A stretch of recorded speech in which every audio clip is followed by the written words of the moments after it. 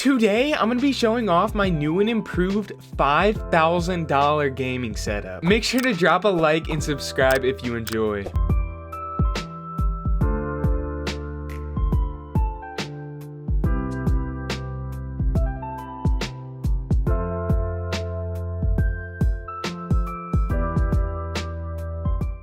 So right off the bat, let's talk about the heart of this setup, the PC, what runs everything. My PC has a ZOTAC RTX 3070, an i7-10700, 32 gigabytes of 3600 megahertz RAM, and was custom built by Power GPU. This PC cost me almost exactly $2,000, and I've had it for just about a month and a half at this point. And so far, I'm absolutely loving it, especially considering I came from a GTX 1060 Ryzen 5 2600 PC. If you don't know much about PCs, that is quite a big jump. And I learned from my last setup tour, I don't have my PC on the carpet anymore. If your PC is on the carpet, I suggest getting it off. So if you want your PC on the floor, I'd suggest picking up a little riser like I got. While we're down there next to the PC, let's just admire the beautiful cable management job that I did. I mean, obviously you can still see some cables, but with the way I have my setup positioned, where my back is against the wall, traditionally people put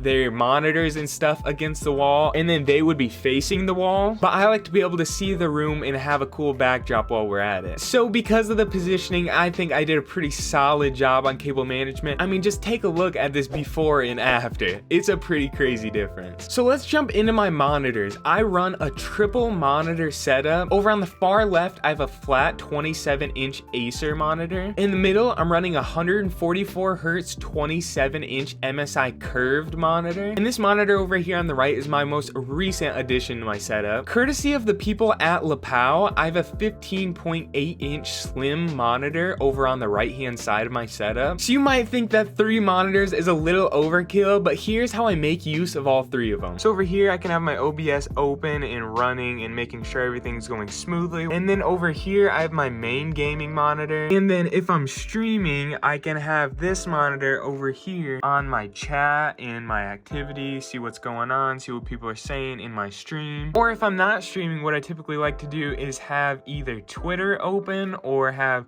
Discord open, and I can just chill over here and read and keep up on stuff while I'm gaming or doing whatever I'm doing. Now this is my Ultra Slim's monitor main purpose while it's at my setup, but here's something really cool about this monitor. So this monitor was actually built and designed to be a portable monitor. It's 15.8 inches, which makes it pretty easy to travel with, and it comes in this protective cover, which is also multifunctional and can be used as a stand for the monitor. This thing can be connected via HDMI or USB-C, and I would have to say this is the most functional piece of my setup because, like I showed you guys before, when it's at my setup, I'm able to use it to read chat, scroll through Twitter, scroll Discord, do stuff like that. But I can unplug 2 cords, throw it in my backpack, so when I travel and I have to edit videos and get stuff done, I don't have to be restricted to my one tiny laptop screen. I can easily pull this thing out, set it up on the stand, plug it in, and I'm already running dual monitors from wherever away from home I may be. So if you think that's something that you could make use of, the link is down in the description below and you can go pick one up for yourself. Let's check out these peripherals really quickly. I have a 60% Diara mechanical keyboard along with a Cooler Master MM711 mouse. This mouse is ultra lightweight. The cord literally feels like a shoelace. It has the honeycomb design. It fits perfectly into my hand. I absolutely love this thing. As for the keyboard, I enjoy my keyboard, but I think I'm gonna be switching it out for like a 70% keyboard. Now I may just sound like I'm nitpicking here, but I really dislike not having dedicated arrow key buttons. So I'm looking for a mechanical keyboard that has everything except for the number pad. I think they're usually called like 70% keyboards. So if you have or know of any of those, then drop your suggestions down in the comments below. And both of those sit on an extended Vic Sting mouse pad. Then I'm rocking this beautiful Blue Yeti blackout mic. I have it put up on a mic boom arm mount along with a pop filter. I almost never use them, but I do have a pair pair of desktop speakers. They were really cheap. They don't sound the best, but they do their job. No complaints there. And as you might have noticed before, my two main monitors are kind of like floating. I actually don't have a dual arm monitor mount. Instead, I just have two single monitor mounts, and that just allows me to match up the exact height. And then I have my Elgato Stream Deck Mini. I can do everything from launching a game to moderating my Twitch chat on that thing. Moving on, I have a very important part of my content creation setup. I have this big key light looking thing along with my Logitech C920. No complaints there. My face is lit up well. I have a good looking camera. The webcam just sits right on top of my monitor, but my light is actually on a separate gooseneck mount. This way I can adjust it to the exact height and angle that I want it at, and it's not falling over all the time. As for my desk, I don't know the branding, but it's an L-shaped desk off of Amazon. I think it was like $100. Definitely not the most sturdy thing. If I'm playing mouse and keyboard, a lot of times you can see my stuff shaking. Thankfully I play controller most games, so that's not really a big deal. It's fairly big and it gets the job done. For my gaming chair, I have a GT racing chair. It's all black. It looks pretty slick. It's pretty comfortable, and when I'm not gaming or editing and I want to kick back and watch some YouTube videos, it even has a footrest and can lean back to accomplish that. Paired along with my mic and my speakers for my other piece of audio, I use the Logitech G Pro X headset. These things are very comfortable. I really like them. They do come with a pretty good sounding headset mic, but I have since upgraded. They also come with two different pairs of ear pads. I've literally used the leather ones for the past like 2 years, and just recently